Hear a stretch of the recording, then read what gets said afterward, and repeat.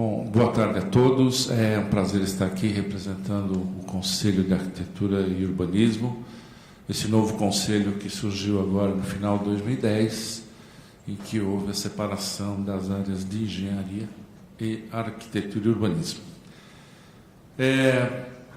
Algumas novidades, professora Rosário, sabe, que acho que foi oportuno esse momento. Primeiro, é o seguinte,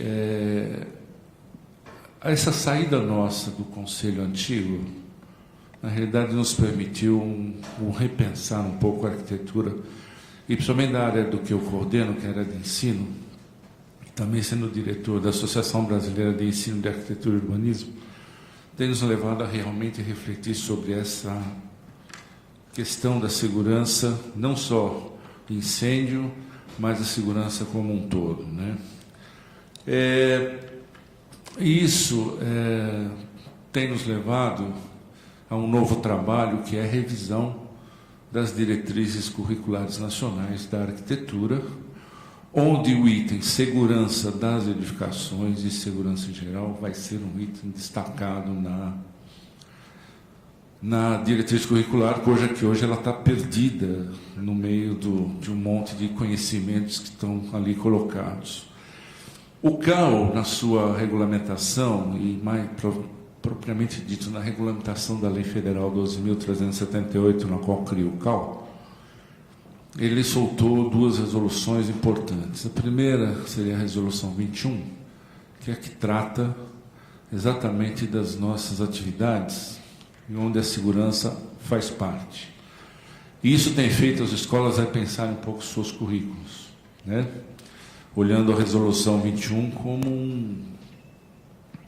um rol de conhecimentos na qual todo aluno da arquitetura e urbanismo tem que passar, apesar que a lei foi montada em cima das diretrizes curriculares nacionais, né?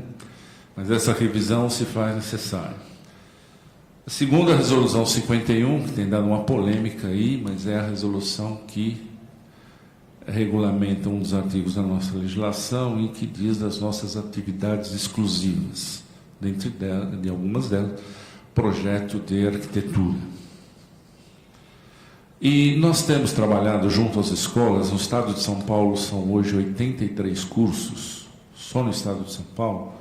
No Brasil chega a o número dado, 300 e quase 36 cursos. E nós temos andado escola por escola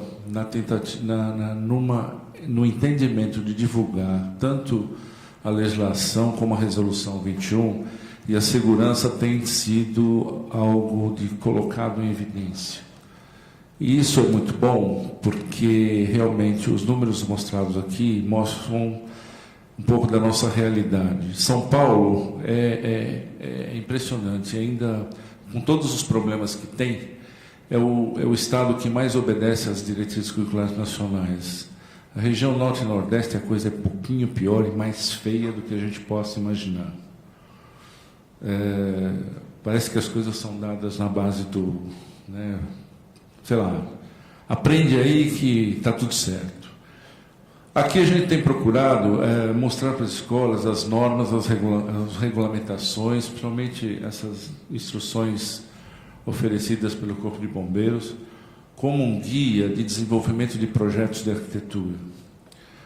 Uma norma que realmente pegou e que os alunos têm trabalhado muito é a NBR 9050, que trata de acessibilidade e segurança para as pessoas com dificuldade, mas também as outras normas também têm entrado efetivamente na elaboração de projetos.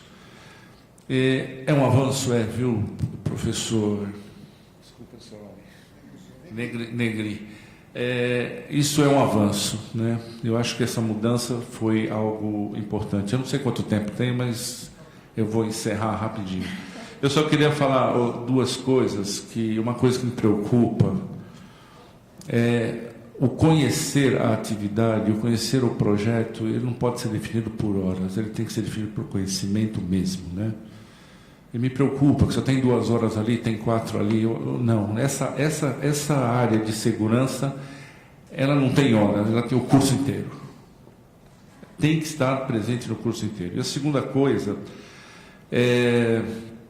dentro do que foi falado aqui, eu estou aqui oferecendo o Conselho de Arquitetura para, junto, se for o caso, patrocinar a divulgação desse trabalho que será agora em final de dezembro, como foi apresentado.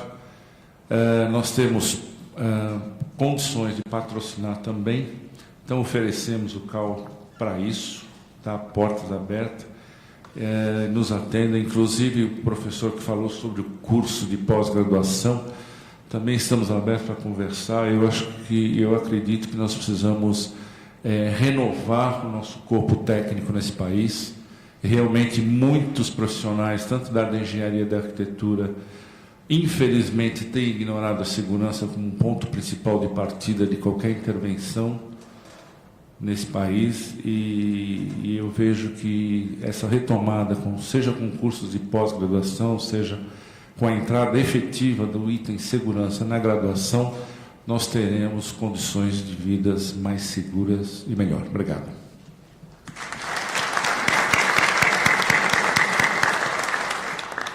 Passo então a palavra ao engenheiro Áureo Figueiredo, que é representante do CREA.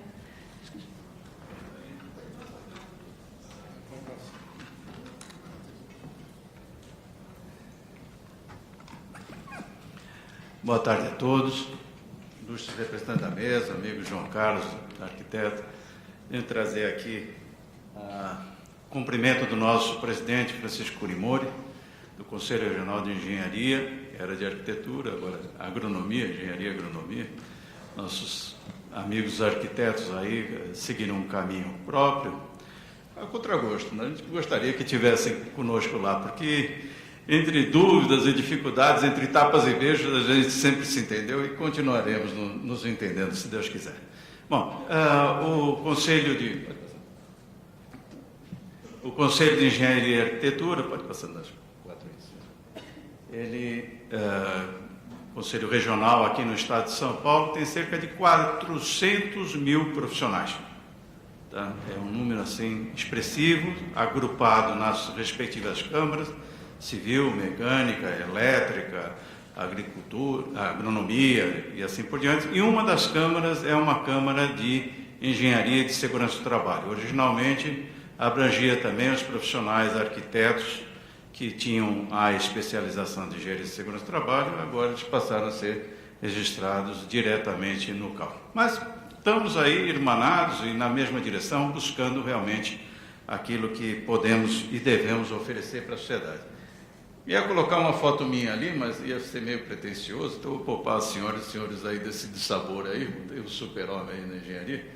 Então, o CONFER, Conselho Federal, os CREAs, os Conselhos Regionais, buscando registrar e disciplinar a execução da profissão e contribuir para o avanço tecnológico efetivamente em benefício da sociedade.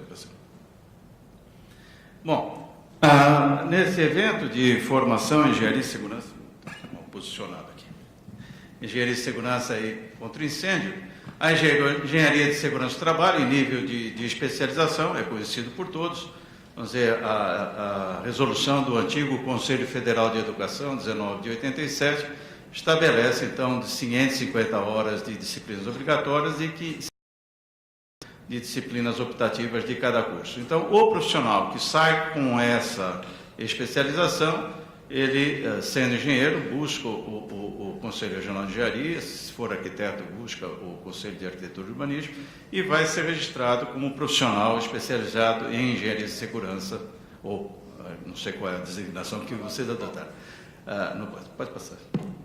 Bom, entre as atividades da Câmara, então, fundamentalmente não são atividades de ensino, embora eu, por exemplo, represento uma universidade, um curso no sistema.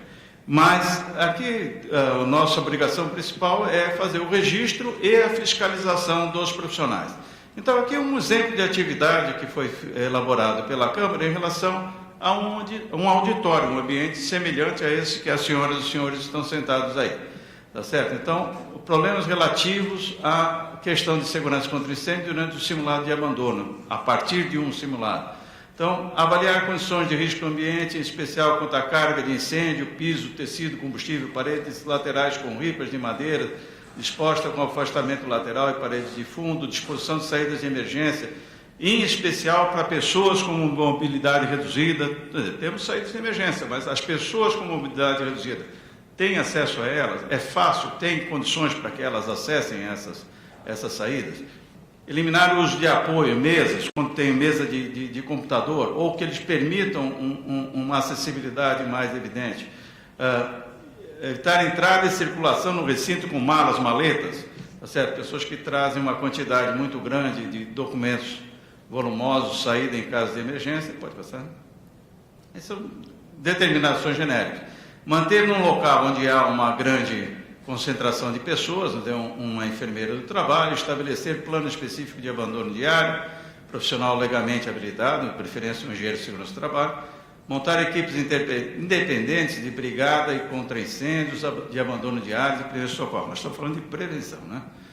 Programar palestras de curta duração, noções básicas de atuação em caso de emergência, atuar junto ao administrador da empresa, que no caso que tem que fazer daquele recinto, principalmente esclarecendo quanto às responsabilidades envolvidas, necessidade de participação profissional legalmente habilitado, em especial nos assuntos relacionados ao controle de situações de emergência. Depois desse trágico evento que tivemos todo o Brasil sofreu junto lá na questão lá da Boate Kiss, quer dizer, era praticamente uma ratoeira lá para aquelas pessoas, a gente realmente tem aí a questão de combate a incêndio, prevenção e combate a incêndio aí como uma das coisas mais importantes. Eu queria só citar algumas coisas aí, olha, um acidente ocorrido, analisado na nossa Câmara, na execução no shopping center. Estávamos se acabando de fazer a preparação de uma loja, um ambiente relativamente confinado, e um operário que estava fazendo a instalação elétrica, ao acionar uma furadeira, causou uma explosão de grande porte, e esse operário veio a perder a vida porque estava preso com um cinto de segurança, ele estava numa posição elevada. A primeira coisa que se pensa é o seguinte, um bolsão de gás. Vamos dizer, situações onde no shopping tem um bolsão de gás. No entanto, o laudo da perícia técnica constatou que era a cola utilizada para a fixação do revestimento de piso que emanava um tal produto de forma gasosa que no acionamento daquela máquina gerou uma faísca e explodiu a loja toda. Alguns puderam, infelizmente, se salvar, infelizmente esse operário acabou perdendo a vida. Então, um exemplo para chamar a atenção em relação a novos produtos que vão sendo colocados no mercado. Pode passar. Uma outra coisa que eu queria chamar a atenção, até por ser de Santos, a questão em relação a ambientes portuários e industriais. Uma emergência química, não exatamente um caso de incêndio, mas uma situação que os bombeiros aqui com certeza vão se preocupar também bastante com isso. Um navio alemão vinha trazendo um contêiner com ácido fluorídrico, não é o clorídrico, é fluorídrico, é muito mais perigoso, tá certo? E sobre pressão dentro desse contêiner, ocasionou a liberação de pequenos fluxos desse ácido fluorídrico, abertura da válvula de emergência. Esse cidadão, em vez de parar esse navio num lugar aí onde pudesse fazer o atendimento dessa situação, desembarcou esse contêiner em Santos, colocando em risco de vida, a população de mais de 100 mil pessoas ali na margem esquerda do porto e também na margem direita. Numa primeira espirrada de ácido fluorídrico, mandou 4 para o hospital. Então, são casos muito graves que realmente tem que ser chamado a atenção. Aqui um incêndio, né, numa instalação portuária, mexendo com grãos, vamos dizer, com situações assim muito explosivas, vamos dizer, tem realmente que ser objeto de atenção. E ali nós vemos já o plano de auxílio mútuo, ali embarcações, ali já tem. Tocar para trás. Só um pouquinho, só mais, pode passar. Aqui nós temos já lá no incêndio em São Francisco do Sul, também através desse plano de auxílio mútuo, foi um pessoal da Vale aqui de Cubatão e ajudou, vamos dizer, nessa cooperação a apagar um incêndio, a reduzir o tempo, porque seria mais de 20 dias aí de incêndio. Pode passar. Bom, eu quero trazer para vocês uma demanda da comunidade técnica, tá certo? Dos engenheiros de segurança do trabalho. Que as decisões sobre legislações, providências e tudo sejam mais discutidas, tá certo? Ficando, se possível, vamos dizer, disponível para contribuições e críticas, à semelhança dos procedimentos da ABNT.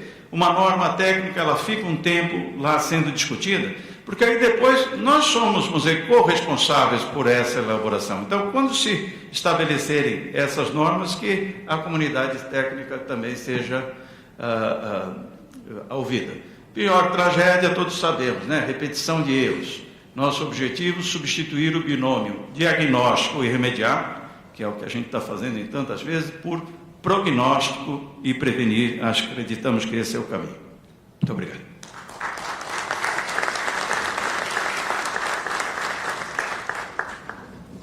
Muito obrigada. Queria prosseguir, então, com a exposição do arquiteto Eduardo Sampaio Nardelli, presidente da ASBEA, Associação Brasileira de Escritórios de Arquitetura. Boa tarde. Queria cumprimentar aqui a Escola Politécnica e a USP pela realização desse workshop, um momento tão oportuno que, quando se criaram brigadas de incendiários que praticamente todos os dias infernizam a nossa vida nas grandes cidades, inclusive atrapalhando as manifestações legitimamente democráticas de todos nós. Eu faço parte de uma geração que assistiu a estes incêndios do Joelma e do Andraus e, portanto, todos nós que assistimos aquelas cenas horríveis, inclusive pessoas se jogando no alto dos prédios, crescemos atentos, muito atentos a estas questões de segurança e particularmente da questão do incêndio. Eu sou arquiteto e trago aqui dois depoimentos, um como profissional e, naturalmente, representando uma associação de escritórios de arquitetura, que é a questão do projeto de arquitetura, que sempre é aprovado, né, nos órgãos competentes e passa sempre pelo estudo de rotas de fuga, enfim, das questões de segurança e normas de incêndio. Então, de um modo geral, nós somos parceiros dos bombeiros e todos os projetos de arquitetura procuram atender a essas normas, até porque se não atender não se aprova. E é uma preocupação dos arquitetos que têm seriedade no exercício da sua profissão, que esses edifícios sejam realmente corretos em relação a essas normas, e não só as normas, mas realmente em relação à segurança, que todos tenham a condição mínima de sobrevivência em caso de um evento dessa hora. Como professor, eu sou professor da Universidade Mackenzie de projeto de arquitetura. Esse é um tema transversal. Nós tratamos, como foi inclusive ilustrado aqui, em disciplinas específicas, sistemas prediais, em projeto, particularmente na minha disciplina que eu coordeno, nós fazemos com que os alunos aprendam a desenhar as escadas de incêndio, entendam o que é a rota de fuga.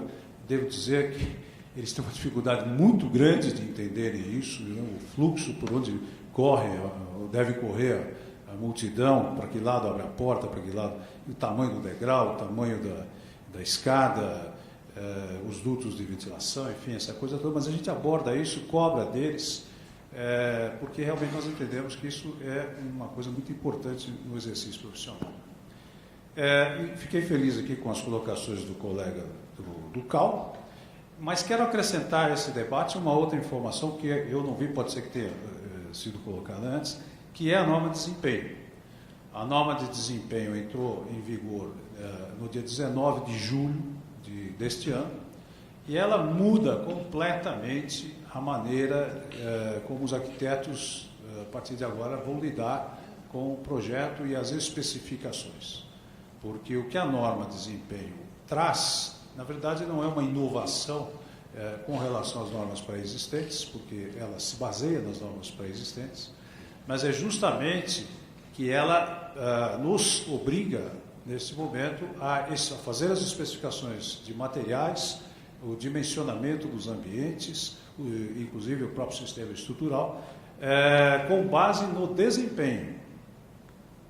Então já deixa de ser apenas uma questão, digamos, estética ou de gosto pessoal desse ou daquele, mas tem que ter um desempenho. E esse desempenho é tanto acústico como térmico, e também de desempenho estrutural, não é? No sentido da solidez da edificação, e leva em consideração também a vida útil do edifício. De modo que eu acho que a partir de julho agora abriu-se uma nova era para todos os profissionais envolvidos no exercício do projeto, porque realmente, não é, a partir de agora, nós temos que ficar muito atentos a esta questão, quer dizer, como se comportam os edifícios que nós projetamos. Então, eu imagino que daqui para frente, não só cursos como esses que foram relatados aqui vão ter demanda. Eu não cheguei, discutia-se muito sobre a questão da demanda, acho que deve ter demanda, mas terão muito mais demanda, como também os currículos, como já foi falado pelo colega local,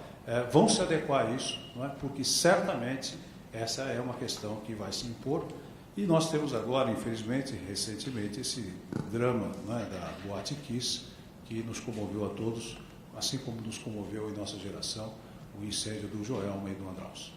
É isso que eu tinha para dizer hoje. Boa tarde.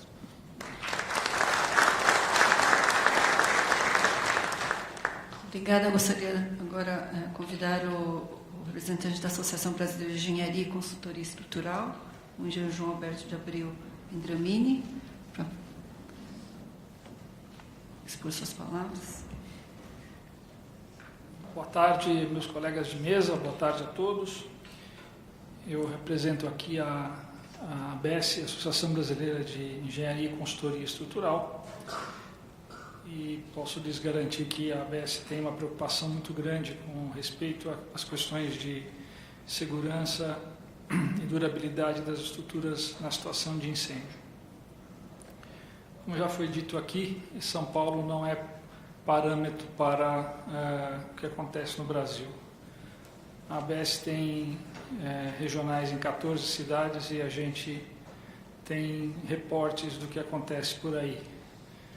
Nos confins do Brasil existem lugares em que não se tem a menor notícia de que existe uma norma que trata desse assunto. As estruturas de concreto muitas vezes são tratadas sem nenhum cuidado, sem nenhum critério.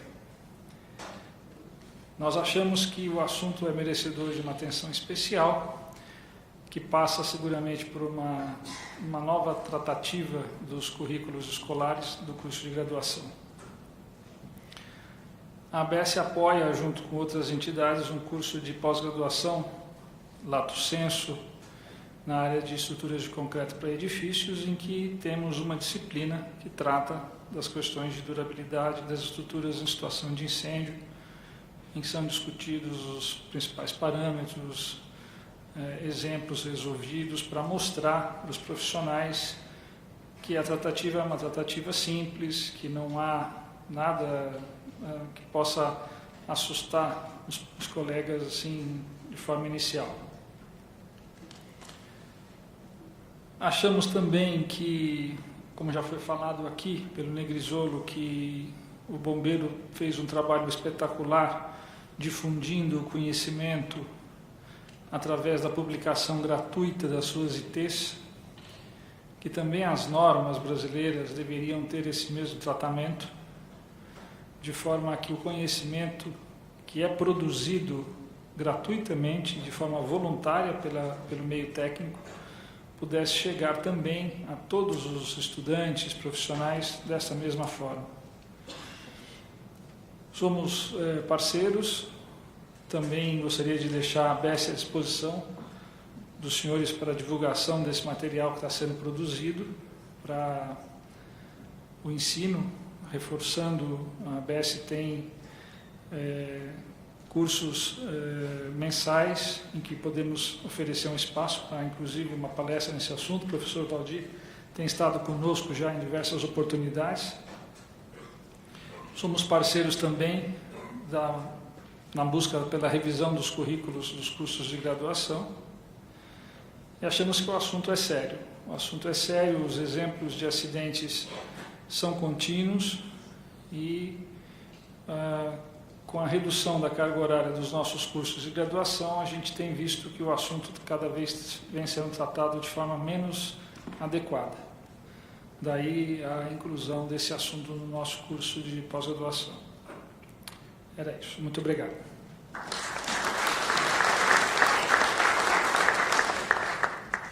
obrigada.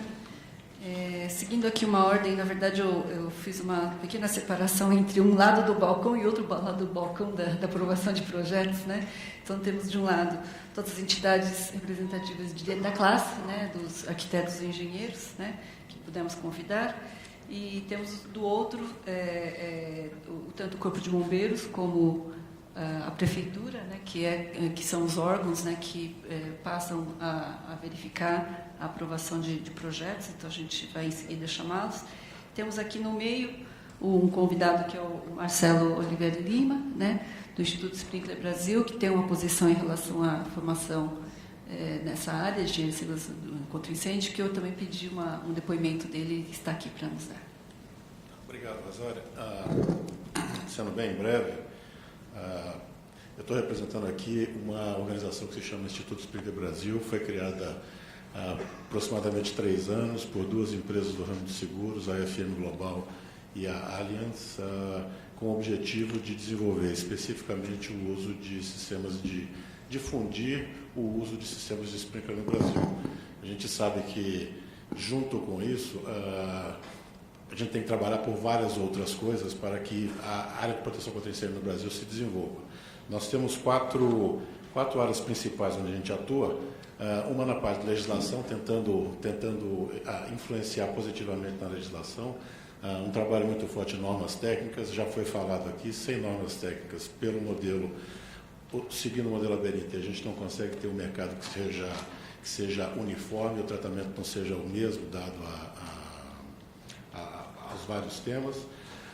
Um terceiro ponto, que é a informação sobre incêndio, a gente tenta levantar informações sobre incêndios e tenta cobrar aqueles que são os detentores dessa informação, que são os corpos de bombeiros no Brasil, a publicação desses incêndios, porque, mais uma vez, a gente está aqui num evento sobre incêndio, com os profissionais mais qualificados do ramo, e a gente continua sem informações sobre quantos incêndios acontecem no Brasil, quantas pessoas morrem de incêndio no Brasil.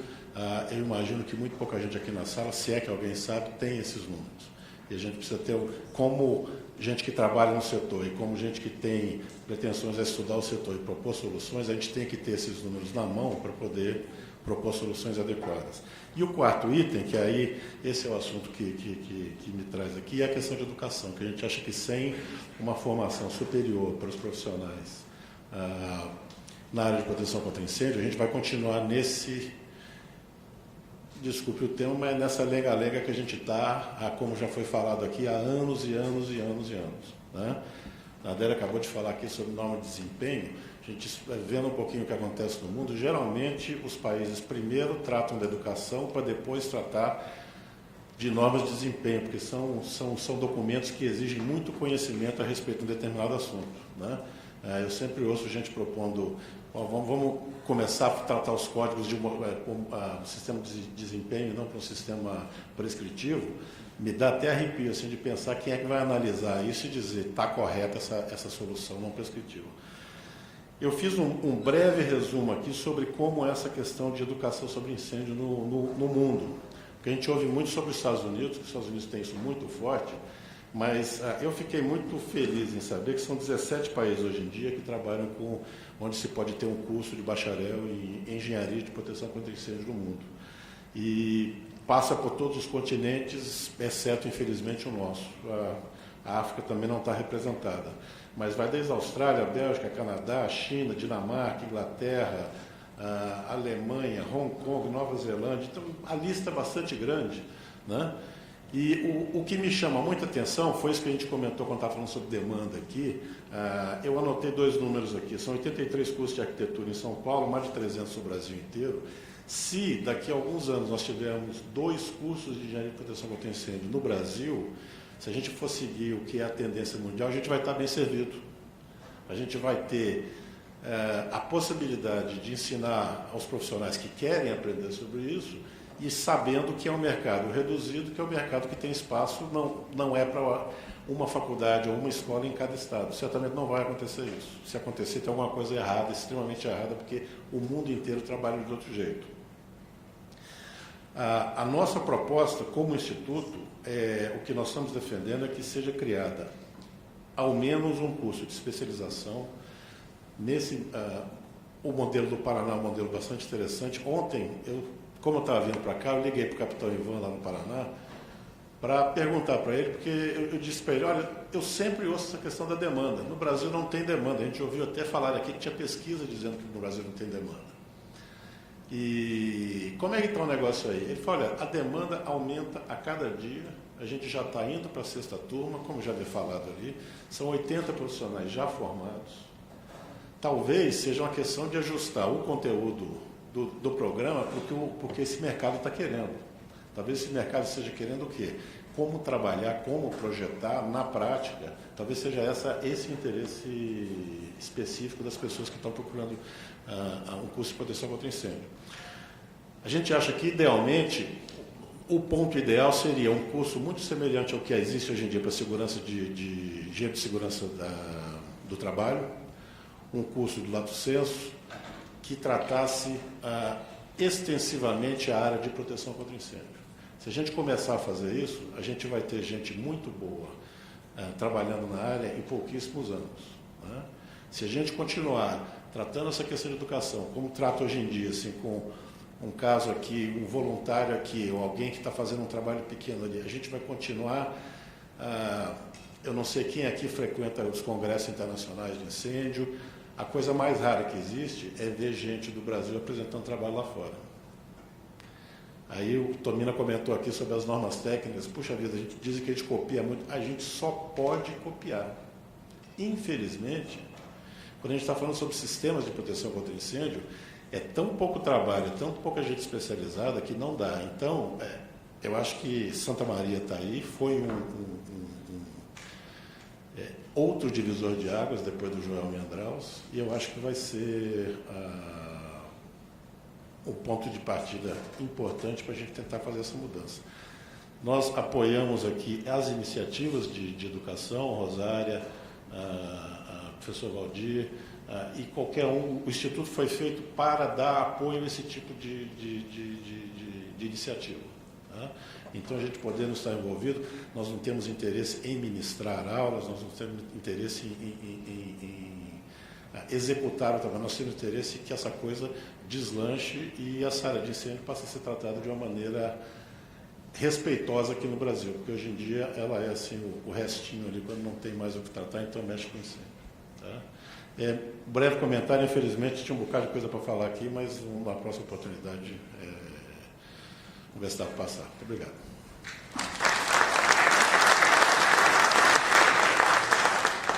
Temos ainda espaço para o engenheiro José Moacir Freitas, da Prefeitura Municipal de São Paulo, extinta Contru, né, que já não tem mais esse nome. Você pode até explicar um pouquinho? Boa tarde, Moacir Freitas. Iniciando o nosso departamento de controle de uso de imóveis, Contru, durante muitos anos, algumas décadas, funcionou e estava vinculado à Secretaria da Habitação. Recentemente, 12 de julho, houve uma alteração, uma viabilização de uma outra secretaria, Secretaria Municipal de Licenciamento, e o Contru passou a se chamar Segur. Então, são 5 coordenadorias, o Segur é uma delas. Então, muitos estão familiarizados com o nosso modus operandi, que nós fazemos vistorias, nós analisamos projetos de segurança contra incêndio, e o Coronel Duarte estávamos conversando um pouquinho, agora há pouco, que logo depois de Santa Maria aumentou muito a nossa demanda. E nós ponderamos que o trabalho de vistoria, da fiscalização dos projetos, do rigor às normas técnicas e as instruções técnicas do bombeiro, nós sempre fizemos. Não foi função de Santa Maria que nós começamos a trabalhar como a imprensa tem divulgado. É o nosso trabalho. Houve algumas denúncias, houve sim uma conscientização maior da comunidade. As pessoas querendo saber mais sim sobre incêndio, sobre segurança, sobre se os locais estavam adequados ou não. Dentro desse trabalho, Santa Maria pode acontecer em qualquer lugar do Brasil e do mundo. aconteceram vários nos Estados Unidos. E existe uma diferença que em muitos lugares se aprende com os incêndios, em outros lugares não se aprende tanto. O que nós podemos ter dessa resposta? Nós temos um grande diferencial no estado de São Paulo, a atuação do Corpo de Bombeiros, e no município de São Paulo, a atuação da Prefeitura, que nós fazemos sim esse trabalho com bastante cuidado. Agora, locais que sejam clandestinos podem ter tragédias sim, e muitas vezes nós não sabemos que existe. Os locais que nós conhecemos, que nós sabemos, sim, é feito todo um trabalho de segurança contra incêndio, exigências das normas da ABNT no nosso caso. Agora, se o local é clandestino, realmente fica um pouco mais difícil. Então, nós também optamos por denúncias, para nós sabermos a existência dos locais. Dentro dos nossos projetos, há uma necessidade brutal de melhoria, principalmente do nível de projeto que nos é apresentado, porque estamos lá há décadas e há pessoas fantásticas, excelentes técnicos, mas também alguns que simplesmente apresentam um projeto faltando uma série de coisas e buscando aprender com os comuniques, como também nos projetos do Corpo de Bombeiros. Quando nós partirmos para uma solicitação maior do nível do projetista, vamos ter então projetos melhores, mas não fica só nisso, partir também para uma análise melhor desses materiais, dos instaladores. Tá perfeito, conforme o nosso entendimento, essa nossa solicitação, essa pressão. E é necessário uma demanda legal, sim, uma demanda compulsória, porque o órgão público só pode fazer aquilo que a lei estabelece. E o munícipe, ele pode fazer tudo aquilo que a lei não proíbe. Agora, nós temos que ver esse ato do que a lei estabelece e o que ela não proíbe. Muitas vezes existem coisas que precisam ser avaliadas, precisam ser melhores esclarecidas. Então, é importantíssimo essa certificação. E não basta só nós termos bons projetos, temos bons instaladores ou os materiais adequados. Se os projetos, como muito bem coloca o Cota, se os projetos não conversarem entre si, não estiverem funcionando de acordo, de uma maneira integrada, nós não vamos ter uma proteção que todos nós precisamos e almejamos. Então, cabe a cada um de nós, sim, pensarmos em como nós podemos melhorar. Passa, sem dúvida alguma, pela educação, pela melhora dessa educação, passa também por legislação. E tem que haver bastante vontade política, e muitas vezes a vontade política carece de entidades que vão tendo contato com esses órgãos públicos e gerando essa necessidade dessa certificação, todos esses aspectos que envolvem segurança contra incêndio. E agora a gente vai falar do profissional, como que é a prevenção de incêndio, né? Como que entra o Corpo de Bombeiros nessa atuação mais especificamente. Então, os oficiais, o Corpo de Bombeiros, na verdade o Corpo de Bombeiros ele faz o quê? Ele faz a análise dos projetos técnicos que são encaminhados para o setor técnico e posteriormente a vistoria para constatar o funcionamento das instalações. Então, quem são esses profissionais que analisam os projetos técnicos? São os oficiais que analisam os projetos técnicos. E as vistorias? São os sargentos, os quais eu comentei no painel anterior, e os oficiais, quando se tratar de sistemas especiais, sistemas mais complexos. E qual que é a formação do oficial? Já que do sargento nós já comentamos. A formação do oficial era da seguinte forma. Para o ingresso na atividade do Corpo de Bombeiros, o oficial ele faz um curso na Escola Superior de Bombeiros de 1.800 horas-aulas. 1.800 horas-aulas. Isso tanto na parte de operacional, como na parte de prevenção. Dessas 1.800 horas, 780, ou seja, praticamente 40%, ela é basicamente de engenharia. E é engenharia acadêmica, mas engenharia acadêmica relacionada à atividade do Corpo de Bombeiros, tanto operacional como de prevenção. E para isso é contratado uma faculdade, onde os professores da faculdade é que dão essas aulas. Então já passou lá a FATEC, já passou a FEI, a Unixul, atualmente a Unicid. É aberta uma licitação e a faculdade que ganha a licitação ministra essas matérias. Ministra essas matérias. E são matérias mesmo acadêmicas, há matérias que ela serve tanto para operacional como para prevenção. Então você vai lá em mecânica dos fluidos, é tanto operacional como preventivo. Seja as matérias estruturais, matérias de estruturas, é tanto operacional como preventivo. Mecânica dos solos é mais operacional. Bom, mais especificamente para prevenção de incêndio, tirando essa parte acadêmica, restam 110 horas-aulas. Que matérias são essas? São matérias que a faculdade ela não dispõe. Como já falado anteriormente, as faculdades não dispõem dessa parte de prevenção de incêndio. Então, isso aí então, fica a cargo do próprio Corpo de Bombeiros. São 110 horas-aulas especificamente para a parte de prevenção, as quais não tem na faculdade. Né? Aí o oficial ele se forma, ele trabalha na parte operacional, fica um tempo na parte operacional e posteriormente alguns deles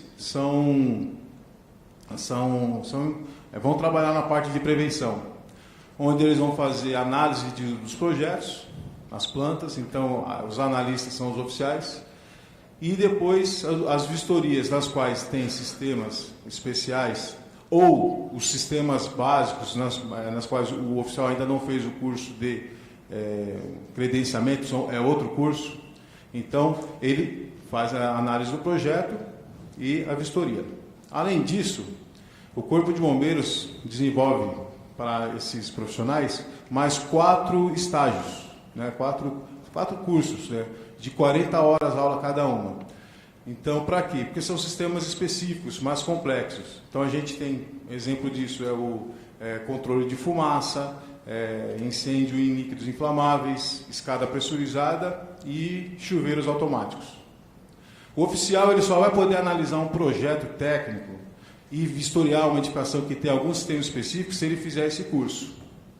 Esse curso, então, 40 horas, é uma semana, e dali ele faz vistoria e ele sai acompanhado, ele só vai sair sozinho depois que ele tiver amadurecido na vistoria e também na própria análise. Né? O exemplo disso daí, semana que vem